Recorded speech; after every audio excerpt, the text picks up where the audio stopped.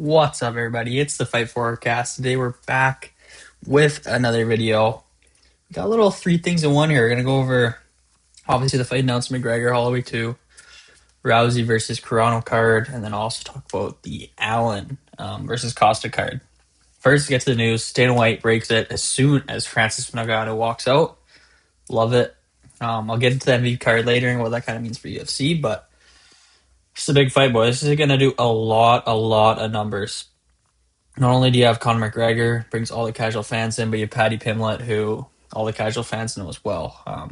Paddy could be definitely a top five superstar in the sport, I would say. Casuals love to watch him. My friends who don't watch the UFC always know when Paddy's fighting. So, and obviously Conor's going to bring in a massive audience. This is going to be a huge card, and it's actually a very solid card too.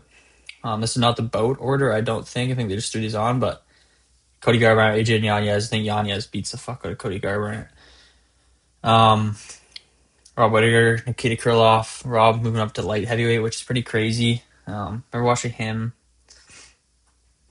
fight, he just looked like a small middleweight, so it should be interesting at his frame going up to light heavyweight. 6 foot, Krylov 6'3". This should be very interesting. That's a banger though. Loner Kavanagh, one of the sickest guys to watch in the sport. One of like my favorite, probably one of my top guys to watch. Incredibly skilled, great boxing, great kicks. A very skilled fighter. Brandon Royval, man, Brandon's been a dog, top of the flyweight for a long time. Solid fighter as well. So that's another banger fight, man. Then Tracy Cortez, you got to add some hotness on the card. Just winning Khan, which is kind of interesting. Damian Painaz, Cesar Almeida. Not too familiar with Painaz, but I sure I'd understand or know him one. Kind of go in more detail. Cesar Almeida, Luke Riley, Paddy's buddy, and Kai Kamaka. I think he fought decently recently, but another solid fight. Ode Osborne, Cody Dearden. Cody Dearden, man, this guy fucking always gets a fucking fight. I don't know what the fuck's he doing, but he's always gets a fight. This is a banger card, man. Paddy versus Benoit. I don't even know what to think about this fight. I think I'm leaning Benoit, but I mean, this is a great matchmaking. And unbelievable card. This could definitely be the most viewed Paramount card for sure, I think. I don't over the White House. I mean, it could be. I think it's gonna be pretty close too. Like these back to back, like this summer is gonna be insane. Oops, but White House and McGregor back to back months is pretty insane. So very good for the sport. I don't like it for McGregor. His good thing going for him is it's welterweight, but the 5 rounds, always cardio. Holloway's kind of been declining a little bit though. But I just think Max beats the fuck out of Conor, to be honest. I think he TKOs him round 3 or round 2 or round 3, I think is my prediction. But obviously very big for the sport, bringing Conor McGregor back into the sport, man. It's always good. It's good for everybody involved. Should be very interesting. He's already going back and forth with Max on Twitter, which is pretty fun. Building that fight. He's tweeting so far. Conor McGregor done July 11th. Big Boss is back. Max Holloway getting knocked out badly by Conor. Should be fun, man. It's always good to have Conor back. Hopefully he doesn't break his pinky toe and backs of the fight, but hopefully this one happens. But this would be a sick fight to go to, but the ticket's probably be absolutely insane. Okay, let's go to MVP now. So overall thoughts on the card. I like it, man. It's like bring competition to the sport. There's not much competition in the UFC. Especially in the American audience. There's like no other promotions. I like PFL who trying to grow and stuff, but it's a long way from the UFC. So be able to do it in a sold out arena in LA, Intuit Dome, which is a sick arena. As well as on Netflix. That's probably the biggest viewed fight, even though we haven't heard the numbers yet, which is interesting. You'd think they have the numbers out right away for this if it broke any records, but I'm sure we'll get those soon. But main event was really bad. I was like with a buddy and we were just like laughing. We were just like, no way. How they were comparing this to the White House card, bro? Like, come on. Like, respectfully, like, come on. Gina Carano in the UFC wouldn't even be ranked. She'd be cut. So it's like an unranked fighter fighting Ronda Rousey, so maybe he's top 10. Nate Diaz, who has 14 losses. Nate's a legend, but great name value, but he is horrible at fighting. Like, he looked horrible. And Mike Perry, who wouldn't even be ranked in welterweight. So, like, the skill, just not even close to White House. We can't even bring that up again. Ngannou killed Felipe Lins, but, like, people are calling him best heavyweight, but, bro, he beat Felipe Lins. Like, he had 30 pounds on him. What else? Lins lost to Tanner Bowser. He was, like, on a losing streak on the heavyweight division. He's a former light heavyweight. Like, it's just, like, you can't really put much into that one, boys. What else is Spain? Junior Dos Santos. Tough KO. Hard to watch, honestly. Spain gets it done. I think the Spain Ngannou would be decent. Ngannou kills him, but Ngannou's going to kill everybody except for super, super top level guys. Other than that, the card is pretty good. This is a nasty KO by Jason Jackson. This is a 6 sub. The pacing was pretty solid until we got to the final fights. Until we had, like, it was like a countdown. Like, we talked, like, Ariel, Big Gun, Brian Preachy brought it up. Ariel Hawani talked way too much, man. Like, they, not blaming Ariel, but, like, bro, like, how many times did Ariel was on the TV? He was doing the post-fight interview, which was a ton of questions. That shit was like 10 minutes long. And then he'd do the in-between where he'd go up in the desk and talk. I was like, dude, like, it's just a little too much. I really like Ariel in the end of fight cage, though. He knows, like, we got to build fights. He knows all that. He's very good at it. Obviously, it'd be sick if he's in the UFC, but obviously that Dana hates him. But yeah, I think he's one of the best at the in-fight cage interview. Very good. People are complaining that he brought up Ngannou and John Jones, but fuck it, man. Try to build it. Who cares if it doesn't happen? Like, try to get some sort of thing going on. So I thought Ariel did a really good job of that. But I don't think we need him in between the desks too. Why is Tyron Woodley on the desk too? This guy got KO'd by Jake Paul. Like, need other people in there. The girl was pretty good. Kenny Florian was good. Very good. I love Kenny. His counterpart guy, I don't like. I never liked that guy. It's got that weird voice I just don't enjoy. But other than that, it was a pretty solid event, except for the pacing in the last three fights. But anything, if they're sold out on Netflix, man, this is big for the sport in MMA. Hopefully they continue. Jake Paul seems pretty fired up to go against the UFC, so we'll see what happens. Also, that other thing, the pay. I'm not sure how realistic these numbers are, but I don't think they're that realistic, to be honest.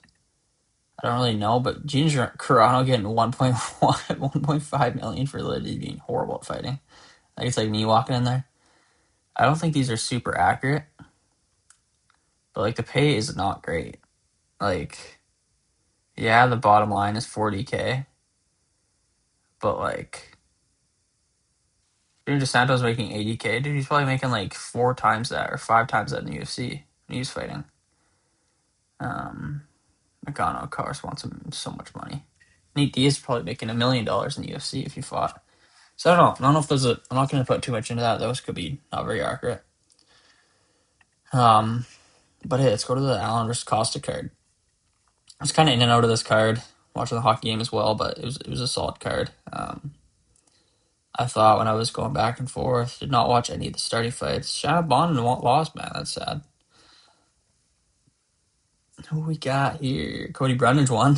Found a way. Tommy Gaunt. Boring first round, and then second round. It's his second round, right? Yeah, second round. Kind of got him down, full mount, and kind of just wailed on him, KO'd him. So, exciting guy. Really boring first round, but... Oh, Toko Tukio is with England, eh? I bet on him, underdog. He apparently won the first round, which I thought was very close. They both kind of rocked each other. And then Ersland, just like, he had the more sting in his punches. Good combos, pretty big, and just beat Turkios and won the decision. So a decent win for Ivan Rizlan. First one in the UFC, I think. I missed this one. Bet Chaos by KO though, and was watching the hockey game, so kind of missed it, but big win for Chaos Williams. Timmy Kumba, bet on this guy too, and he lost. Subaj, Walmart, Ilya Taporia. He looked pretty solid too. He looked very good. Way bigger than a -55 favorite. Moving on, we got Modestas Bukowskis, man. I had him by KO, my parlay, and he didn't even he could have. Dude, these UFC fighters do so much. You have the chance to KO a guy, and you go and clinch him. It's like, bro, this guy can't even fucking stand up. Like, create space. If you're gonna rest in space where the guy has to actually balance and like do that. Like, you can be patient, but don't go and clinch the guy. Like, fucking some of the IQs. Bukowskis did this 2 or 3 times where he rocked him, and you just go and clinch him. Like, what are you doing? Like, what? Like, what are you doing? Like, if you can get him down instantly after you rock him down and start landing ground and pound, it's obviously the safer way than trading with him. I understand that.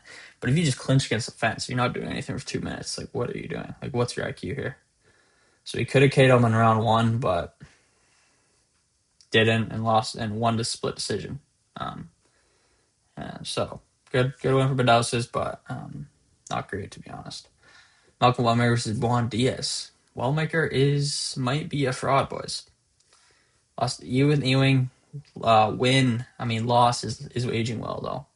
Ewing looked really good against them, and then looked really good when he fought last, not too long ago.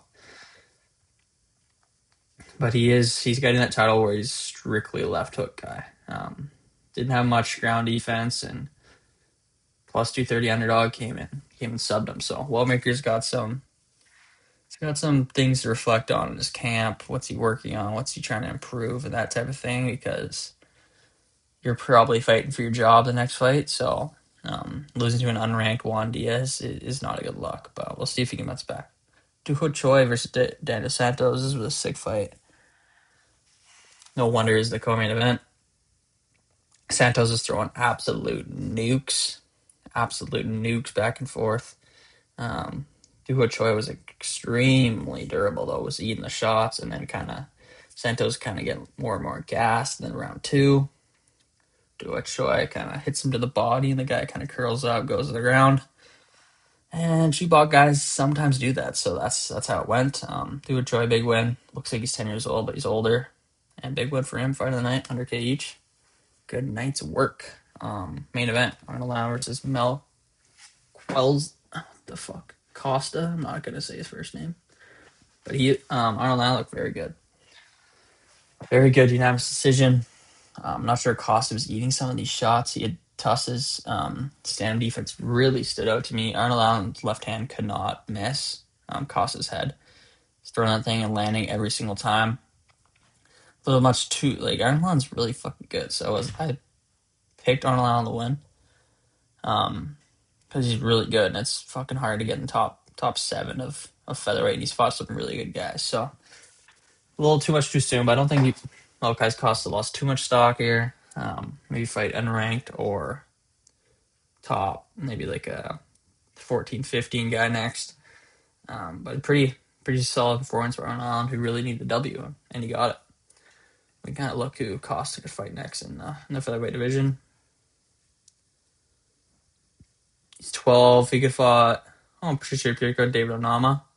One of those guys, maybe. I think it would be good, but yeah, pretty solid card. Let's kind of go through the Twitter here, see if we got anything else. Fight announcement, what's up?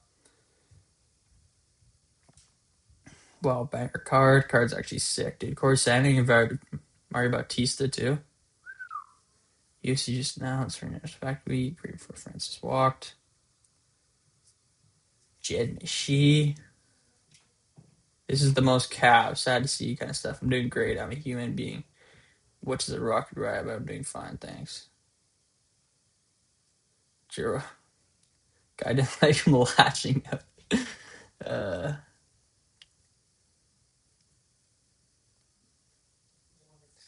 Alright.